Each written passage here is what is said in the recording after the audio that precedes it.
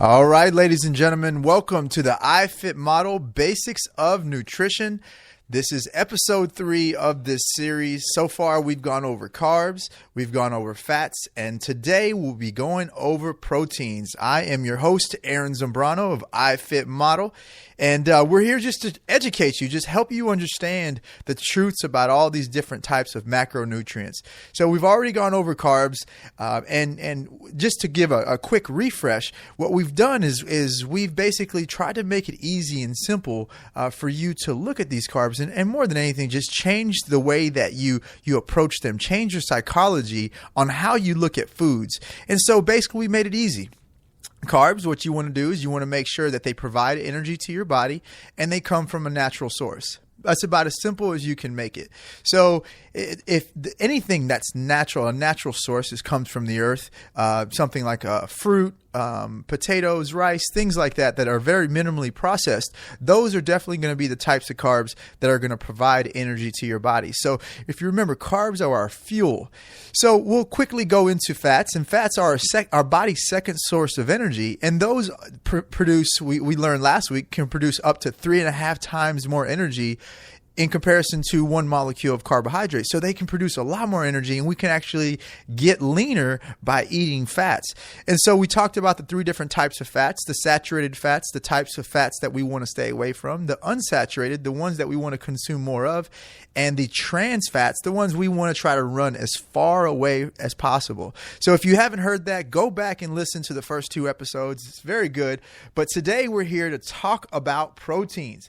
So proteins, it's really funny. People think that protein is for bodybuilders. They think that it's only the big meatheads in the gym that need to eat lots of protein. So, and that's entirely false. One of the big things about proteins is that people just truly don't understand why they're good for you. And so it's not just bodybuilders or people who are trying to gain muscle that need to eat this protein.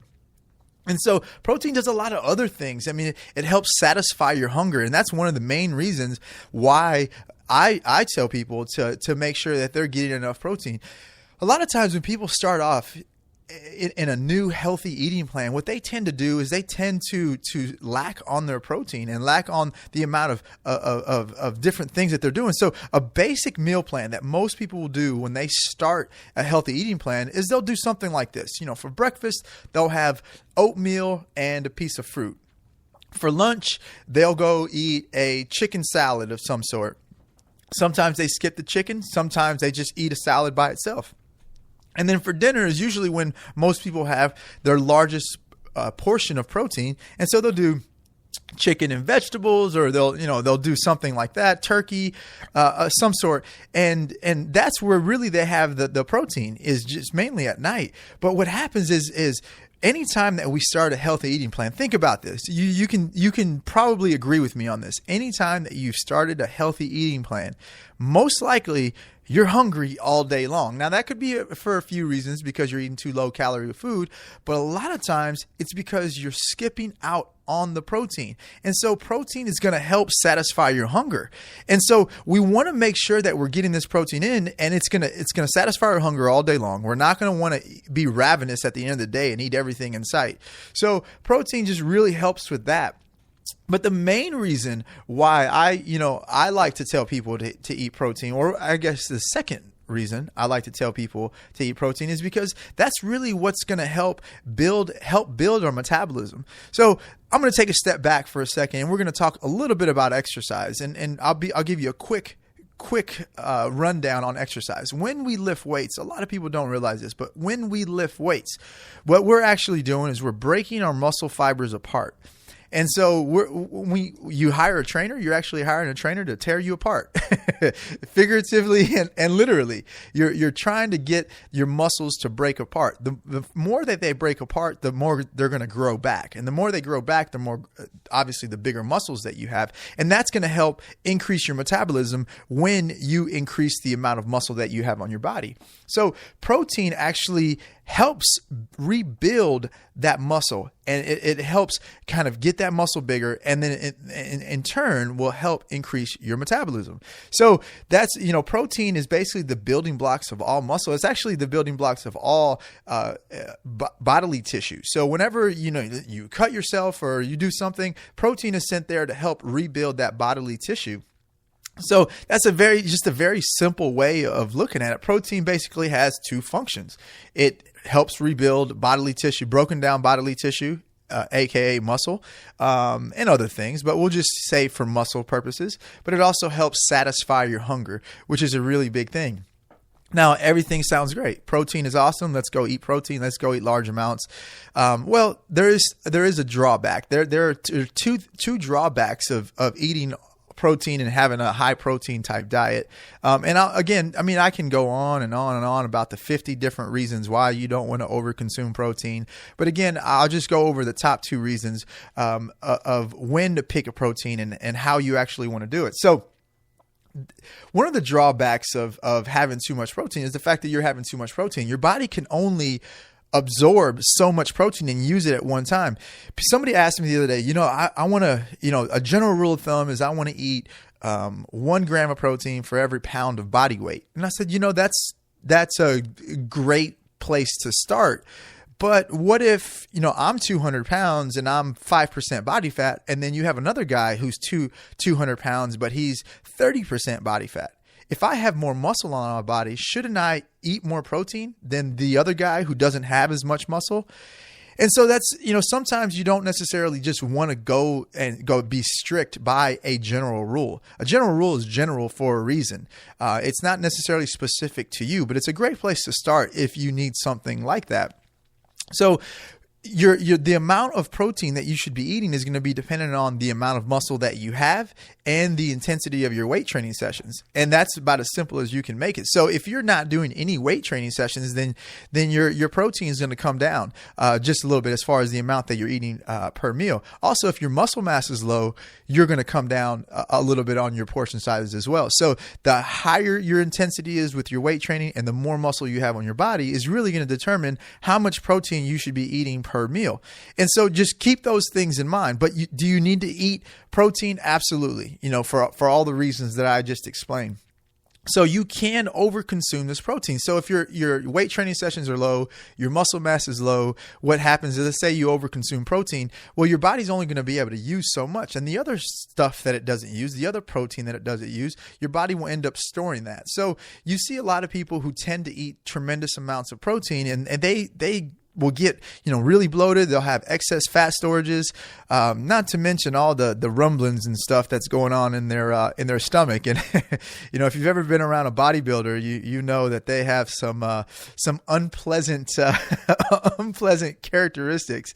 And we won't go too much into that. But overconsumption of protein can make you store a little more body fat. But what we want to do is we want to make sure that we're not over consuming. So again, go back and look at those rules. And if you have any questions on what your actual protein portion sizes should be, just send me a quick note, info@ifitmodel.com, and I'll be more than happy to answer any of your questions when it comes to the amount of protein that you should have. So that's one of the reasons, that's one of the things, one of the ways to look at protein and one of the negative effects of over consuming it, or one of the negative effects of protein. But also protein, one of the major source of proteins that we get is coming from animal products. And so, you're talking your chickens, your turkeys, your beef, just any kind of animal products. That's where most of us get our protein. Now, there's a lot of vegetarians, a lot of vegans out there, and there's other places to get your proteins. And you have to be a little more creative when you get to that point. But there aren't many vegetarians and vegans out in this world. I mean, there's a lot of vegetarians out, and I recently came back from India, and I realized how many vegetarians are actually out there in India. It's a cultural thing, and it's understandable. But I didn't realize how rampant it was everywhere when you go to the restaurants, when you go to different places like that. But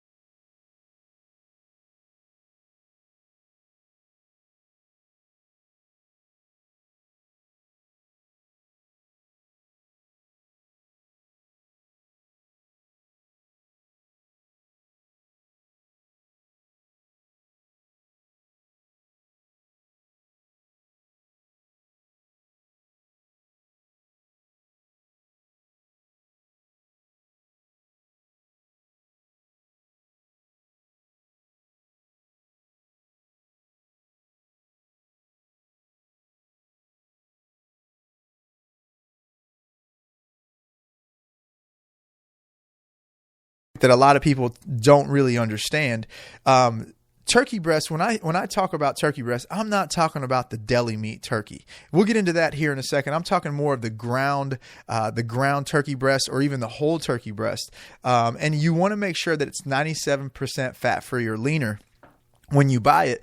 A lot of people, it's funny. A lot of people, I ask them, well, what did you eat last night? And they're like, oh, I ate a turkey burger. I'm like, okay, well, what was the fat percentage? And, if you go to the grocery store, you go to the ground beef, you'll see 80-20 ground beef or 85-15 ground beef. Well, turkey is the same way. They had the same classifications on there. So I asked them, what kind of, what was the fat content on that? They're like, oh, I think it was 85-15. And I asked them the question, do you know the difference between 85-15 turkey and 85-15 ground beef? And they're like, well, turkey's better, right?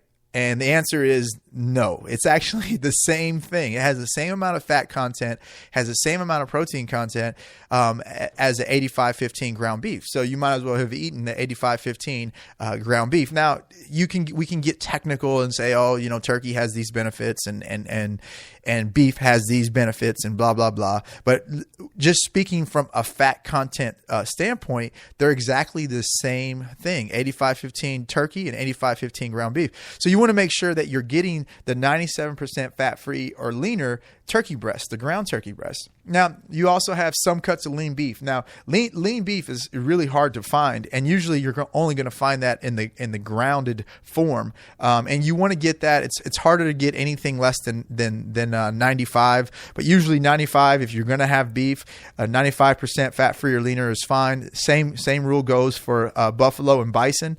And then you have the other types of proteins like your fish, your orange roughy, your tilapia, your salmon, your tuna, things like that. And those are all good, healthy places to get protein from that don't offer a lot of saturated fat. You also have things like egg whites, and even whole eggs will give you a lot of protein. They also will give you fat, and there's rules of how to eat those, but that's another topic for another day. But also things like protein powders. We talked about vegans and vegetarians. A lot of times they have to be a little more resourceful. They have to be a little more creative to get the protein that they need in order to build the muscle. But there's different types of protein powders out there. There's whey protein, there's casein protein, there's pea protein, and the list goes on and on and on and on and on of all the different types of proteins. And so these are going to be all your healthy choices of protein. So let's just go back for a second and let's just think about how we want to pick these good sources of protein.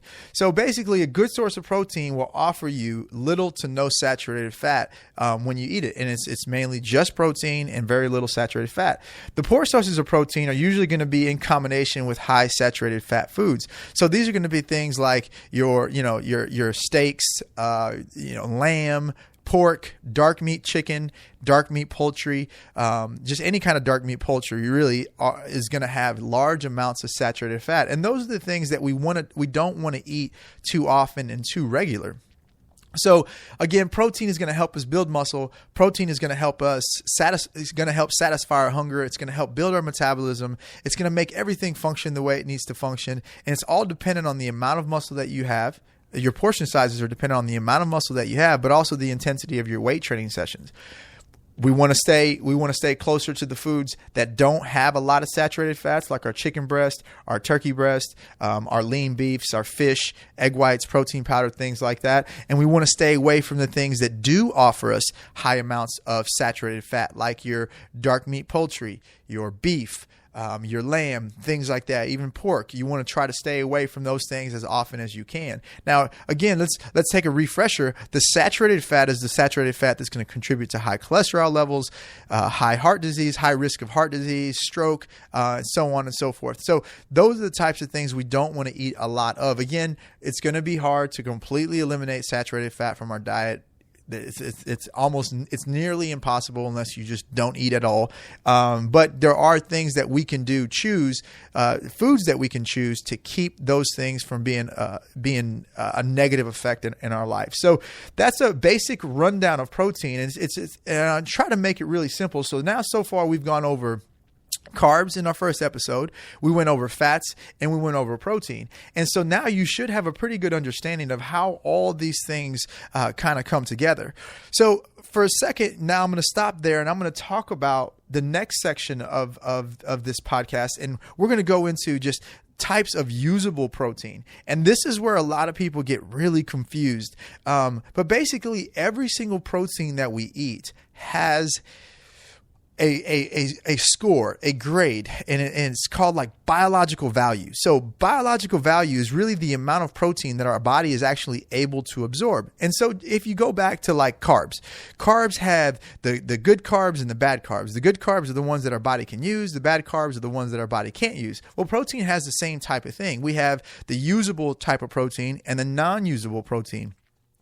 And so what are these non-usable proteins? Well, it's very similar to carbs. The non-usable carbs are those that are processed. The non-usable proteins are also the ones that are processed. And so most people don't really understand which types of proteins are processed. And I touched on this earlier, and I'm going to go into a little more detail on it now. But the processed carbs are those things like deli meat. You know, I mean, a lot of people are going to think it's gross, but nobody eats potted meat anymore. But you have like potted meat, you have Vienna sausages, you have hot dogs, you have various forms of sausages. And so you have even Spam. So you have all these different types of processed meats. And so these are the things that you don't want to eat, because this is a very non-usable form of protein. Now, can you get some protein from it? Absolutely. But this is a very non-usable form of protein. What most people don't understand is the process that it goes through in order to get to that package. What typically happens is they put all the meat into, basically, we'll just call it like a meat grinder, and they put all the different parts of the chicken or different parts of the pig or whatever it is, and they put it through this meat grinder, and what comes out is this big, slush of food. And then they cook it, and they put all kinds of chemicals and things to kill all the bacteria and kill all the diseases. And then they spindle it out, almost like a rinse cycle on a washing machine. They spindle it out, and a lot of this fat is extracted. And then they spit it out of a piping bag again. And then they shape it into the mold of a circle or a cylinder of some sort. Then they slice it up, and there you have your turkey right there. But it's been so processed, a lot of the nutrients have been killed with the chemicals that they've added with the cooking process. And so it's just not a very usable source of protein. And so our body will end up storing those types of proteins and not using it for building muscle, not using it for really helping sustain our hunger. So we want to really try to make sure we stay away from these processed types of proteins. And it's just not something that our body's ever going to be able to use. So a lot of people say, I eat turkey sandwiches every day for lunch. And are they turkey sandwiches that you're actually, making the turkey patties or whatnot, or are you buying it from the deli section? And if you're buying it from the deli section, chances are it's going to be a very, very processed meat, and your body's really not going to be able to use that protein. Yeah, it could be 99% fat free, but is that really a usable source of protein? Chances are it's not. So you're better off sticking to the whole foods and the minimally processed foods and the minimally processed proteins versus getting the ones that have all that processing going on. So that's another big topic. That's another big thing that I could spend hours and hours and hours on. But let's go ahead and recap what we've learned so far. So what I want you to do is I want you to think of proteins in this manner. Proteins do one of two things, usually both of them, is they're building blocks of all muscle, and they help repair broken down bodily tissue. The second thing is going to help you satisfy your hunger. So if you're starting a healthy eating plan, don't skip out on the protein. Make sure you add protein to every single meal, including your snacks. So don't skip out on the protein. Protein is going to help you satisfy your hunger, and stay away from the foods that are high in saturated fat in combination with that protein. So stay away from your dark meat poultry. Stay away from your beef. things like that. Also, you want to stay away from the processed meats. So you want to stick more to the leaner cuts of meats, the more whole meats, the minimally processed types meats. And so that's the basic recap of protein and how I want you to look at it. And next week, what we're going to do is we're going to go into how to actually put all these different things together. We have to kind of go over all the nerdy stuff and all the basic stuff first, but it'll start getting a lot more fun because I'll start giving you practical ways that you can put carbs into your meals, put fats into your meals, and put proteins into your meals and make it a healthy eating plan. So we're going to go over next week, we're going to go over all the habits to live by, all the things that are really going to make you successful in your meal plan structure and help you lose all the weight that you're trying to lose. So ladies and gentlemen, that's the iFit Model Basics of Nutrition, episode 3, the understanding of proteins. I hope you've enjoyed the show. We will see you next week.